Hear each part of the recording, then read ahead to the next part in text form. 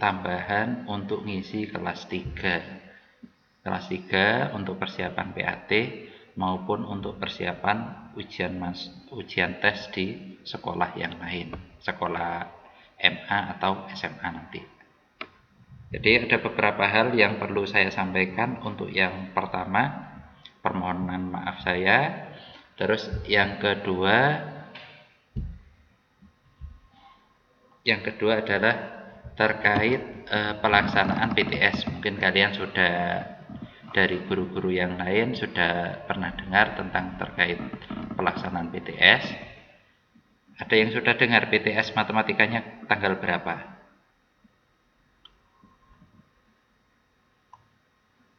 Ya, PTS-nya tanggal berapa? Sudah tahu? Apa belum? Belum.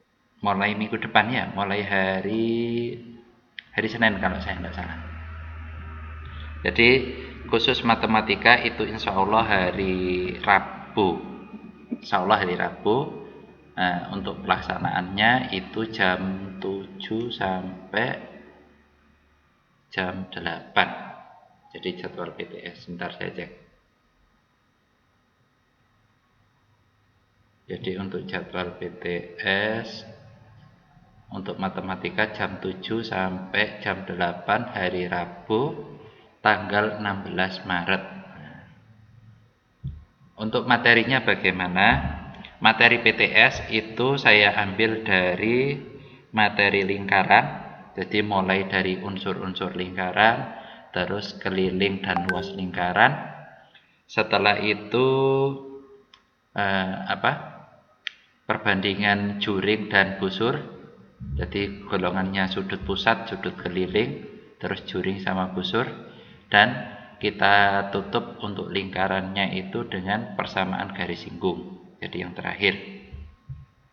Terus untuk yang kedua yaitu tentang bangun ruang sisi datar. Jadi kalian mengingat lagi, flashback lagi tentang kubus, balok, limas, dan prisma. Jadi insya Allah gampang-gampang. Nah, nanti hari Senin atau hari Selasa saya kasih video tentang soal-soal dan cara penyelesaian. Semoga saja nanti bisa terupload. Sementara masih saya kompres, saya upload di YouTube. Sebelum kita mulai, mungkin salah satu dari kalian mimpin doa dulu ya. Silakan dipimpin doa. Ini ketua kelasnya siapa ini?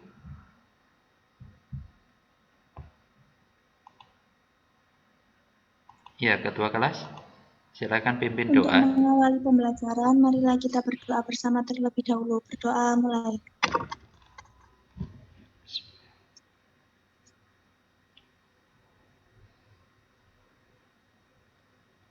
Berdoa selesai. Ya, terima kasih. Nah, jadi tadi yang kedua tentang PTS, terus yang ketiga adalah tentang tugas. Jadi untuk tugas kalian yang belum, tugas menggambar yang belum, silakan dikirim ke grup. Itu beberapa sudah saya rekap. Insya Allah setelah PPDB ini rekapannya akan saya share ya, karena kegiatannya masih banyak. Harus membagi PPDB, ngajar kelas 3 dan membuat untuk materi kalian. Ya wes, langsung saja ya. Kita bahas tentang bangun ruang sisi datar. Jadi saya di sini hanya flashback saja. Flashback materi SD. Sebenarnya SD sudah pernah diajari, cuma nanti kita flashback ulang aja. Bangun ruang sisi datar. Saya tulis ini.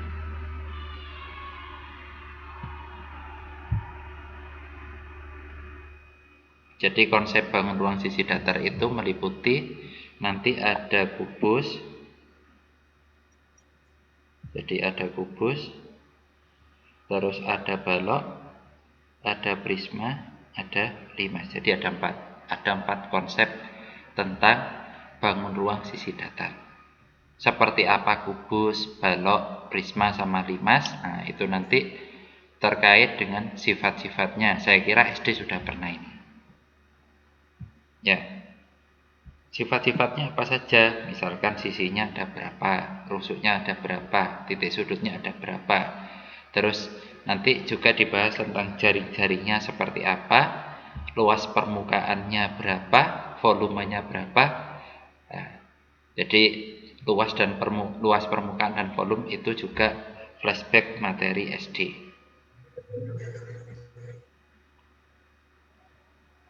Yang pertama tentang bagian-bagian dari kubus, balok, prisma, dan limas. Nah, ini ada kurangnya. Jadi ada limas.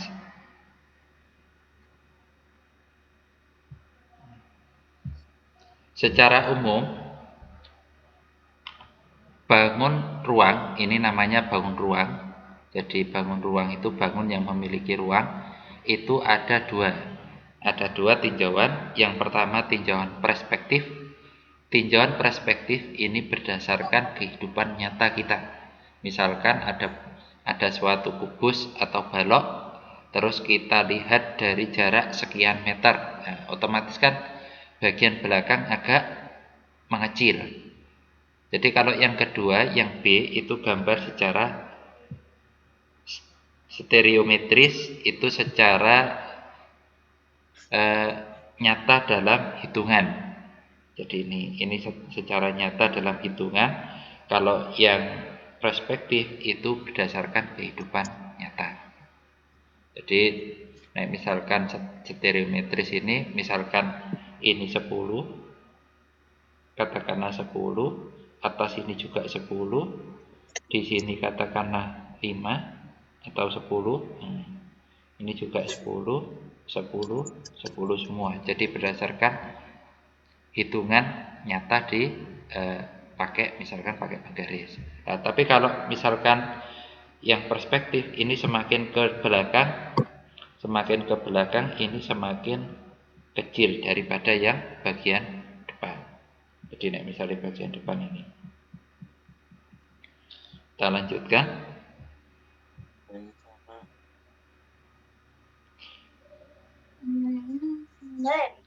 Yang pertama, kubus itu sisinya, jadi kubus dan balok itu hampir sama. Yang membedakan adalah hanya sisinya. Jadi kalau kubus sisinya sama semua dan berbentuk persegi, sisinya ada 6. Jadi ada depan, belakang, kiri, kanan, atas, bawah. Terus rusuknya ada 12. Rusuknya itu yang ini, ya, yang saya lingkari. Yang saya lingkari ini merupakan rusuk dari kubus. Kalau kita hitung, semua rusuknya itu ada 12. Di bawah ada 4, yang tegak ada 4, yang atas ada 4. Itu kubus. Terus titik sudutnya bagaimana? Titik sudutnya saya pakai lingkaran warna merah.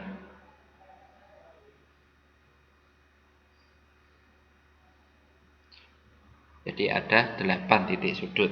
Secara umum, sisi kita pakai S besar, rusuk kita pakai R besar, dan titik sudut kita pakai T besar. Ini untuk apa? Nanti bisa kita hubungkan dengan teorema Euler. Yang pertama kubus, yang kedua adalah balok. Balok juga sama, sisinya ada 6, terus rusuknya ada 12, dan sudutnya ada 8. Yang membedakan apa? Yang membedakan adalah setiap sisi pada kubus yang sejajar, berhadapan dan sejajar itu sama. Jadi misalkan di sini pada balok ya. Jadi misalkan di sini yang bagian depan itu sama dengan bagian belakang. Terus misalkan yang sebelah kiri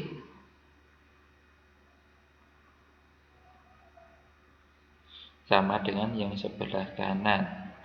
Di kiri dan kanan itu sama. Atas dengan bawah itu sama. Yes. Yang ketiga adalah prisma. Nah, kalau prisma ini tergantung dengan alas dan tinggi, itu kuncinya. Kalau tingginya katakanlah bentuk alas dan tutup, maaf. Jadi tergantung dari bentuk alas dan tutup.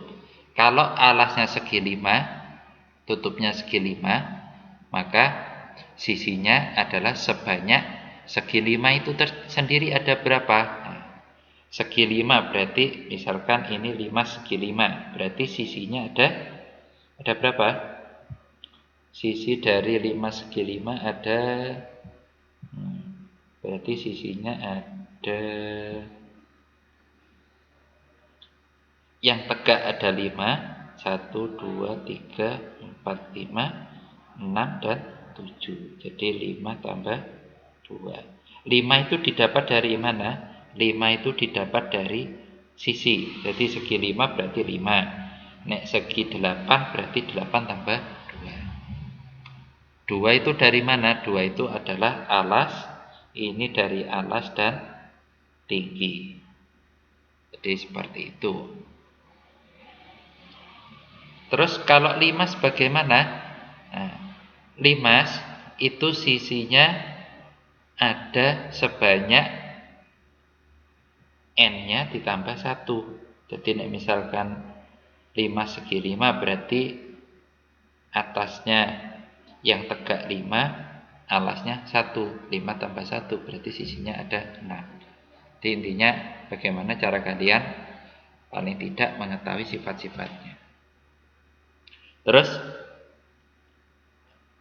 kalau misalkan limas dan prisma yang tadi, prisma dan limas, untuk sisi-sisi tegaknya itu berbentuk mengikuti alas dan tutup. Jadi misalkan limas segi 3 berarti alasnya segi 3, sisi-sisinya segi 3. Misalkan 5 segi 4. Jadi 5 segi 4 atau segi 5 seperti ini. Alasnya segi 5, terus sisi tegaknya berbentuk segitiga semua. Itu yang kita hitung. Untuk lebih jelasnya, kita bisa menggunakan rumus Euler, di mana hubungan sisi, titik sudut, dan rusuk itu tergambarkan S ditambah T sama dengan R ditambah 2. Nah, ini bisa kita contohkan. Misalkan seperti ini.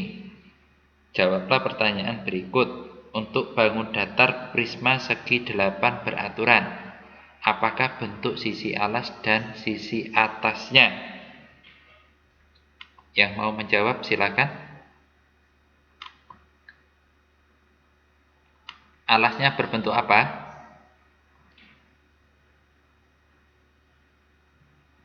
Jadi alasnya berbentuk,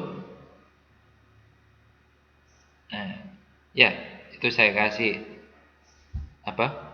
Garis bawah. Alasnya berbentuk segi 8, sehingga bentuk sisi alas dan sisi atasnya adalah segi 8. Segi 8 beraturan. Apakah bentuk sisi tegaknya? Nah, bentuk sisi tegaknya itu adalah apa? Persegi panjang. Jadi bentuk sisi tegaknya, kalau kita gambarkan, jadi ini kan alasnya. Nanti kalau kita gabung menjadi segi 8. Jadi seperti itu ya. Nah, ini kalau kita kita gambarkan, alasnya berbentuk persegi panjang. Cuma gambarnya jelek, jadi ya wis diikhlaskan. Berapa banyak sisi, rusuk, dan titik sudutnya? Banyak sisi pada segi 8 itu adalah banyak sisi, berarti segi keberapa? Segi 8 ada 8 ditambah 2. 2 itu ada dari alas dan dari tutup, sehingga sisinya ada 10. Terus rusuknya bagaimana? Rusuk itu berarti para penyusun segi 8. Jadi para penyusun segi 8 berarti di atas dan di bawah itu ada 8, berarti 16. Lalu yang tegak bagaimana? Yang tegak itu mengikuti seginya, berarti karena 8 berarti ini 8. Kalau kita jumlah 24 rusuk. Bagaimana untuk titik sudutnya? Nah, titik sudutnya titik sudutnya itu ada sebanyak seginya. Segi 8 itu titik sudutnya ada di bawah ada 8, di atas ada 8, sehingga di sini 16. Apakah ini memenuhi rumus Euler yang tadi? Yang ini ST sama dengan R ditambah 2. Kita cek.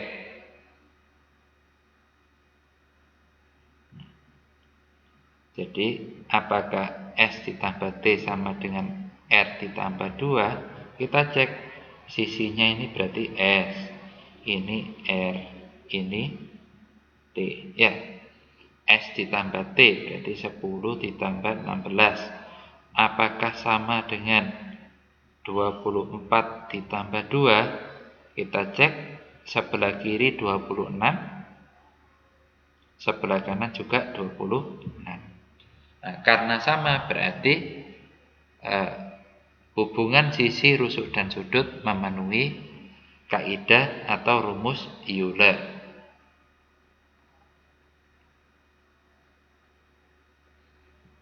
Jadi tidak perlu ditulis ya, tetap ini nanti kita share aja. Terus untuk yang kerjakan ini tidak usah, ini kerjakan latihan ini tidak usah. Ini tadi yang barusan kita coba hitung dan coba kita hubungkan, ternyata dengan menggunakan rumus Euler kalian bisa mencari R-nya ketemu 24. Terus setelah bagian-bagian, paling tidak kalian harus memahami jaring-jaringnya. Jadi ketika kubus, balok, prisma, dan limas itu dibelah, seperti apa bentuknya? Ini tidak usah diulas lagi karena kalian sudah pernah dapat di materi SMP, materi SD. Sebenarnya untuk jaring-jaring kubus ini macamnya ada banyak, ini hanya sebagian kecil. Kalau yang saya kasih di gambar itu adalah ada sebanyak 13 variasi rangkaian. Untuk balok juga sama. Jadi balok itu mirip dengan kubus. Juga harusnya sebanyak 13 juga. Atau kalau kalian mampu mereteli atau memilah kubus itu, maka kalian pasti akan mendapatkan minimal ada 16 jaring-jaring. Balok juga sama. Ini kalau kakak kelas kalian dulu kita ajak praktek di kelas dan kita cari sebanyak-banyaknya. Tapi kalau kalian insya Allah cukup, dari sini aja cukup. Terus yang ketiga adalah jaring-jaring prisma. Inti dari jaring-jaring prisma adalah ada pada alas dan tinggi yang alas dan tutup yang sama. Jadi kalau alasnya segitiga seperti di gambar 1, alasnya segitiga berarti alas dan tutupnya berbentuk segitiga. Kalau alasnya segi 5 di gambar 2, berarti baik alas maupun tutup itu sama-sama di segi 5. Terus kalau yang di bawah itu alas segi 6. Nah, jadi untuk jaring-jaring prisma itu yang membedakan terdapat di alas dan tutup. Bagaimana jika alasnya segi 4? Nah, kalau alasnya segi 4 berarti gambar tersebut akan sama dengan balok. Jadi kalau alasnya segi 4, gambar tersebut sama dengan balok. Terus yang terakhir adalah jaring-jaring limas. Kalau jaring-jaring limas ini tergantung dari alasnya.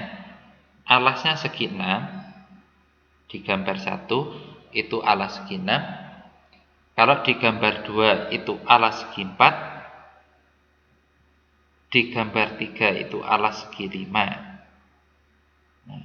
Dan di gambar 6 itu alas segi 8. Jadi ada segi 4, segi 5, segi 6, segi 8. Jadi yang kalian harus pahami itu sebenarnya bangun limas, bangun prisma itu terbentuk dari apa? Jadi kalau kalian bisa memahami itu dari apa, insya Allah untuk mencari luas maupun mencari volume tidak akan kesulitan. Ya. Kita lanjutkan di luas permukaan bangun ruang. Inti dari luas permukaan bangun ruang itu adalah sama dengan mencari luas jaring-jaringnya. Jadi kalau kalian mau mencari luas limas misalkan, tinggal dibuka aja limasnya. Isinya apa saja dalam limas? Ada segitiga 4 buah, terus ada bisa persegi panjang, seperti itu. Secara umum, luas bangun ruang bisa kita tuliskan ke dalam 4 blok, ya. Jadi bloknya balok, terus bloknya prisma, bloknya 5 segi 4, dan bloknya 5 segi banyak. Itu secara umum. Di mana bloknya balok dan prisma berarti secara umum semuanya itu sebenarnya sama. Yaitu luasnya itu ngitung semua luas jaring-jaring. Jadi kalau misalkan bloknya balok berarti alas sama ini ada alas sama tutup, terus depan, belakang, kiri, kanan. Nah, setidaknya ada 6 sisi. Terus untuk prisma segi banyak tergantung seginya ada berapa. Limas juga sama. Rumus luas limas itu luas alas ditambah dengan luas tutupnya.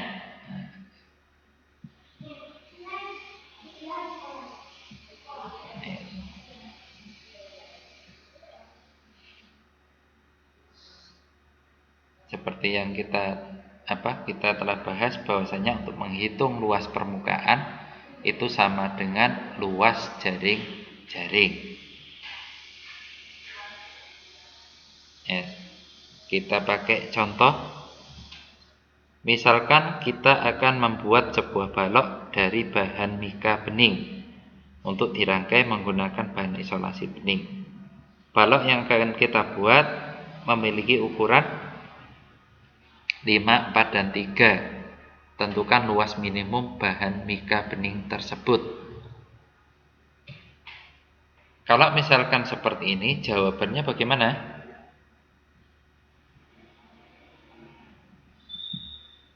Silakan dihitung, saya kasih waktu 1 menit. Setelah itu yang punya jawaban silakan kirim ke grup. Ketemunya berapa?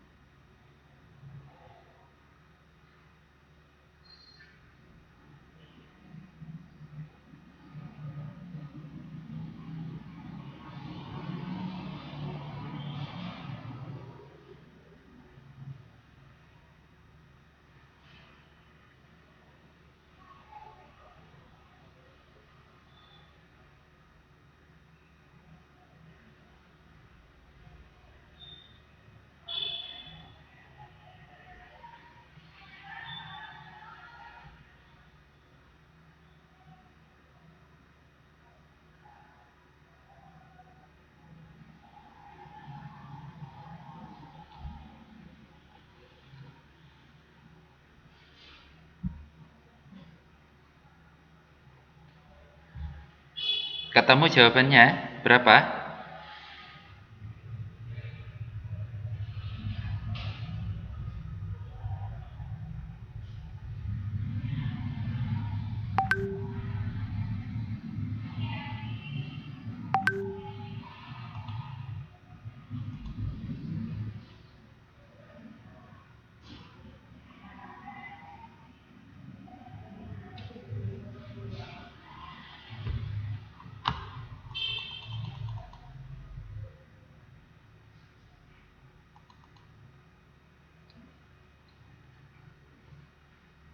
Jawabannya berapa? Tinggal dimasukkan aja ya. Bahan minimum mika. Baloknya balok dari bahan mika. Jadi gambar ini merupakan gambar balok. Untuk balok bisa kita tuliskan P-nya sama dengan 5, L-nya sama dengan 4, dan T-nya sama dengan 3. Luas minimum bahan berarti luas permukaan itu bisa kita dapatkan dari tinggal dilihat aja. Di situ ada alas sama tutup, berarti luas alas ditambah luas tutup. Ada luas kiri dan luas kanan. Luas kiri ditambah luas kanan. Ada luas depan dan belakang. Luas depan ditambah luas belakang. Terus kita bisa jabarkan, oh ternyata luas alasnya itu terdiri dari P dan L. Sehingga bisa kita tuliskan P kali L ditambah luas tutupnya juga sama dari P dan L. Kalau yang luas kiri dari mana? L dan T. Luas kanan pakai apa? L dan T. Nah, luas depan dengan apa? Depan itu P dengan T. Belakangnya itu apa? P dengan T. Jadi bisa kita tuliskan, oh ternyata ini 2PR ditambah dengan 2LT. Ini kita gabung ya. Ditambah 2PT. Atau biasanya kita tuliskan rumusnya PL ditambah LT ditambah PT. Nah, ini biasanya seperti ini. Ini rumus dari luas luas balok ya. Jadi luas balok bisa kita tuliskan 2 kali PR, P-nya 5, L-nya 4. 5 kali 4 ditambah LT, L-nya 4, T-nya 3. Berarti 4 kali 3. Terus ditambah ditambah dengan PT, berarti P-nya 5, T-nya 3. Jadi P-nya kita tuliskan 5, T-nya dengan 3. Sehingga kita bisa hitung 5 kali 4 itu adalah 20. Nah, 5 kali 4 20, 4 kali 3 12, terus 5 kali 3 15.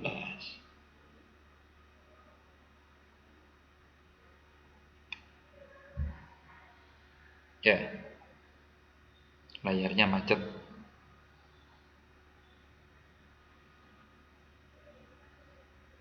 Jadi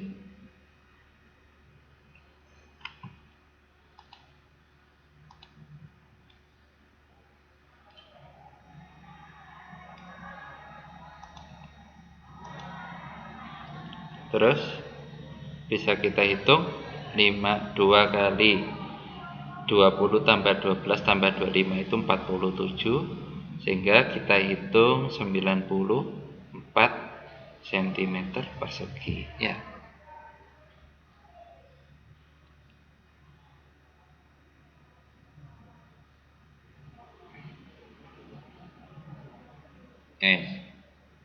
Ini contoh yang terakhir.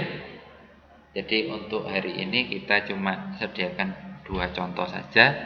Insya Allah hari Senin atau Selasa nanti saya share untuk yang latihan soal mulai dari lingkaran sampai bangun ruang sisi datar. Soal yang kedua, suatu limas segi 4 memiliki panjang sisi 10 dan tinggi limas 12. Hitunglah nilai luas permukaan limas segi 4 tersebut. Jadi luas permukaan berarti ini kita preteli menjadi yang pertama alasnya persegi, terus masing-masing alas itu kita hubungkan menjadi segitiga ya. Ini sisinya 10, ini 10, terus tingginya, tinggi limas 12 itu yang ini. Warna merah itu 12. Padahal kita membutuhkan luas segitiga. Nah, luas segitiga itu ini, gunakan tinggi ini, atau kalau kita gambarkan pakai garis hijau. Otomatis kalian membutuhkan yang namanya apa? Sisi miring. OB 5 didapat dari mana? Ada yang tahu? OB saya tulis 5 itu didapat dari mana? Ya? Ada yang WA saya? Coba ini.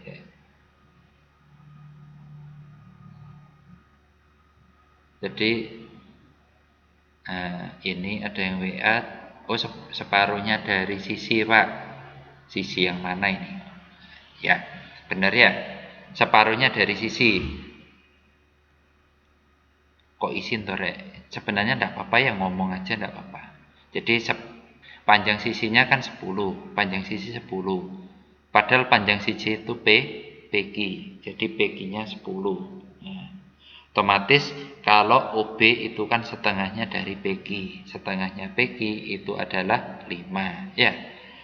Kalau kita menggunakan teorema Pitagoras, OB-nya 5, OT-nya 12, maka TB-nya bisa dicari dengan triple Pitagoras ketemu 13. Jadi nanti kalian pelajari tentang triple Pitagoras kemarin bilangannya berapa saja. Berarti di sini ketemu 13, ini juga 13. Sudah lengkap. Mencari luas limas itu adalah luas alas ditambah luas segitiga yang tegak. Alasnya berbentuk persegi berarti 10 kali 10.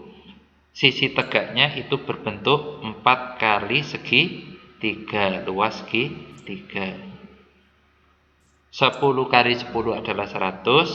4 kali segitiga berarti 4 kali setengah kali alas segitiganya itu 10, tinggi segitiganya 13.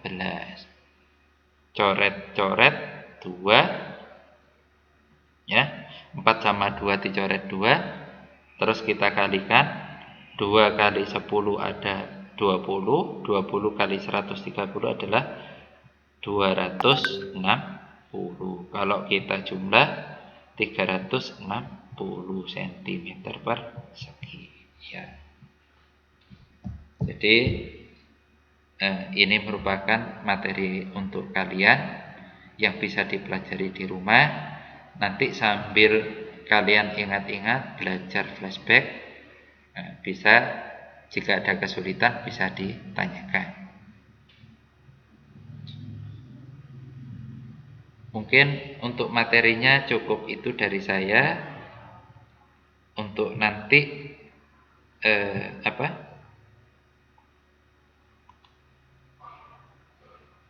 Untuk nanti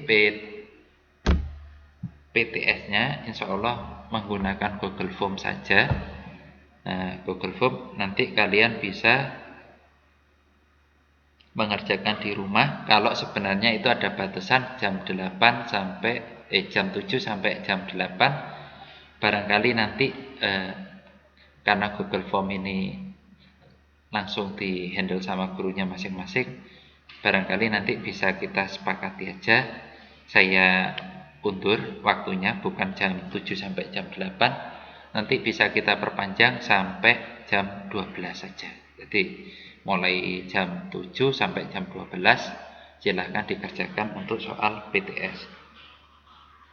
Dan salah satu bocoran soal PTS adalah kalian di situ ada soal tentang menggambar garis singgung.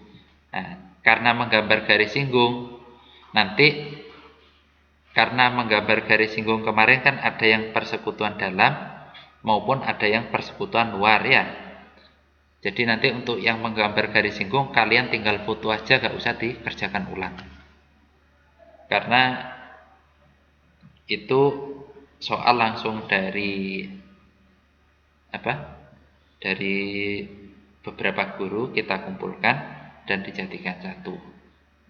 Kalau misalkan di soal itu muncul persamaan garis singgung dalam atau garis singgung persekutuan luar, kalian tinggal foto aja gambar yang sesuai, bukan dua-duanya ya.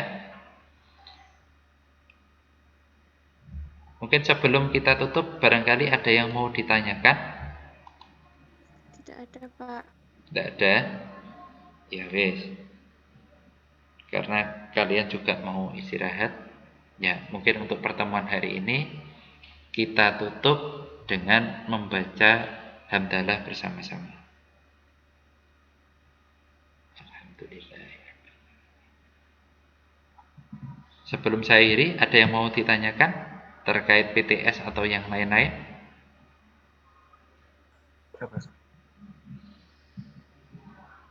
Ya. Untuk yang tugasnya belum selesai, silakan dikirim di grup ya. Untuk yang tugas menggambar kita kirim di grup.